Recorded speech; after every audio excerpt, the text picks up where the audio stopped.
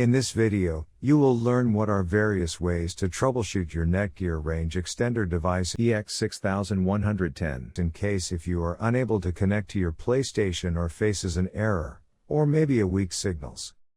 The first thing that you can do is try rebooting your Netgear Range Extender and your router. Second, if this does not solve the problem, then try factory resetting your Netgear Range Extender. Or set up your Netgear Range Extender again. The third thing that you can do is make sure that you are using the latest firmware version on your Netgear Range Extender. If you do not know how to update firmware, watch one of our videos on it.